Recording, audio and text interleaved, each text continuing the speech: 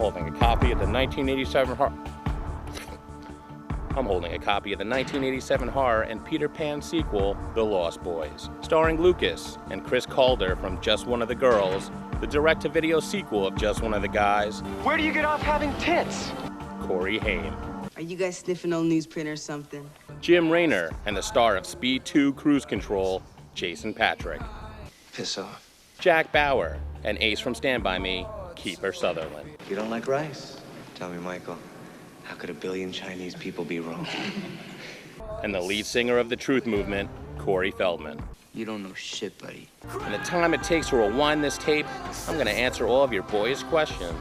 Like, why do you guys work at a comic book store?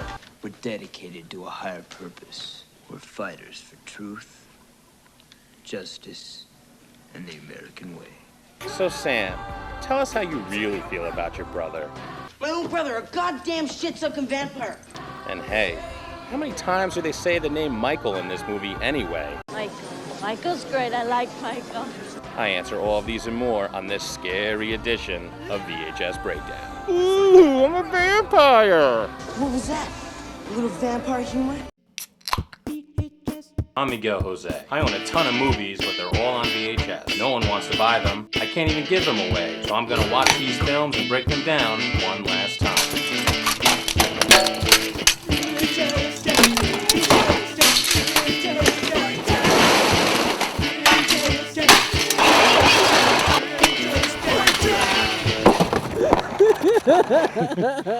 Hey, man. Read this. I told you, I don't like horror comics. Think of it more as a survival manual. There's a number on the back. And pray you never need to call us. I'll pray I never need to call you. So I just watched the tape, and I always remembered this movie as being really scary. But after watching it again, I think this might be the funniest movie the two Coreys ever did. The meanest, the baddest.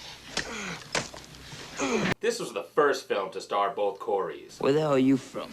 Krypton? Phoenix, actually. which launched the career of the sexy teen comedy duo, reaching its pinnacle when they starred in the erotic thriller Blown Away, which of course I own. Boo! Whip! But the movie starts and we meet a horrifying Kiefer Sutherland in what's his second scariest movie role of all time, because nothing will beat him as Ace in Stand By Me. This is big time, baby. But David and his blood-sucking bag-of-douche friends are wreaking havoc on the boardwalk. But wait, hold up. Is that Bill S. Preston, Esquire? One half of the world mega band, the Wild Stallions? That's most excellent that he's a vampire. Corey Haim and his family moved to California with their wacky grandfather. And they do so because their dad left their mom. I'm guessing to go to Mexico to hang out with his girlfriend. Where's Mexico? The grandpa's a total nut job, but at least he's cool enough to grow weed in his backyard. Anyways, the next thing we know, we're at a beach party with the sexiest goddamn saxophone player I have ever seen. This saxophone player is jacked and greased up. Why is he greased up? It's so ridiculous. I'll tell you one thing, I wouldn't mind putting a nail in that guy's coffin. Corey Haim seems really into him. He even gets mad when he finds his brother checking out the hot Jamie Gertz. Then the mom meets Max. My name's Max. A handsome but mysterious character who owns a lot of VHS tapes. The best selection of videotapes in Santa Carla. Does that remind you of anyone? No shit. In this movie, Corey Feldman plays one of the Frog Brothers. Edgar and Allan, the Frog Brothers. Edgar and Allan Frog? So in his acting career, he's played a frog in one movie and a turtle in another, when he voiced Donatello in the 90s version of Teenage Mutant Ninja Turtles. So Michael starts hitting on Star, even though she's clearly already with David. I mean, what kind of a-hole moves to California and starts hitting on someone else's girlfriend? Sure pick cool people to be friends with, Freddie. Where'd you find this guy? And Michael's a little skeptical of these shady dudes at first. So check it out, Mikey. That's until they hand him a joint and make everything all right. Appetizer. Although it does make him bug out over that Chinese food. How are those maggots? Michael tries to act tough the entire movie, Piss off. but he literally gets peer pressured into anything. How far are you willing to go, Michael? Smoking lace joints, drinking from suspect bottles, leaping off bridges and jumping to his death. Are you crazy? But Michael wakes up at home the next day. We find out that he's lactose intolerant.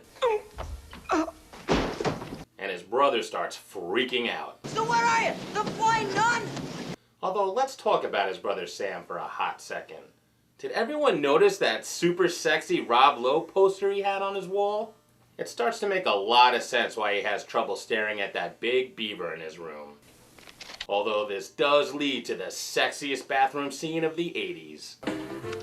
I'm a lonely boy. So everything is falling apart for Michael, until he finally gets to drive his penis stake into Star's heart, which he does to the song Cry Little Sister, a great song for vampires to make out to, or to join a fraternity like ZBT at Ramapo College. Let the initiation begin. I mean, vampires in general don't scare me. There's a million ways to kill them. Holy water, garlic, wooden stakes through the heart, sunlight. I mean, for real. All you have to do to survive a vampire attack is wait until daytime? It's not nearly as hard as trying to kill a werewolf. I mean, I gotta find a gun and a silver bullet and aim at some crazy werewolf monster that's chasing me? Fearing full moons, dodging silver bullets. Well, thank you, Dad, but no thanks. I mean, why aren't there more movies about werewolves? Don't believe all that stuff you see in the movies. Werewolves are people, just like anyone else. Speaking of killing vampires, if you notice in the merry-go-round scene, the order in which they show each vampire is the same order in which each one of them dies. But the sun goes down, it's time for the final battle, and the boys ruin a baptism by stealing holy water.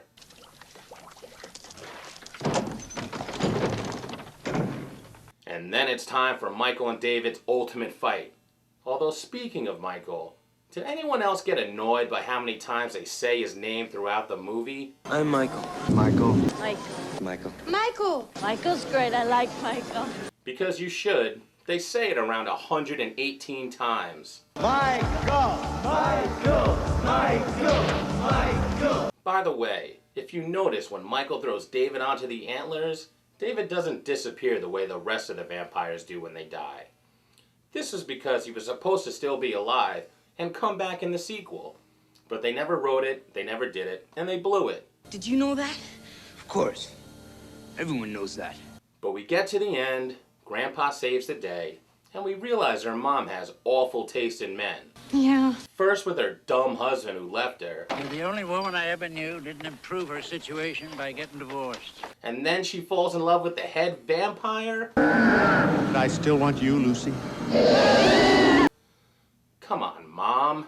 But everyone turns back to normal, the house is covered with bloody teens everywhere, and Grandpa makes a funny joke. One thing about living in Santa Carla I never could stomach. All the damn vampires. Because that's how normal people react after witnessing a massacre. Well, looks like the tape's done rewinding, and if you're a real fan of this movie, you know there's only one real way to kill this tape. Death by stereo.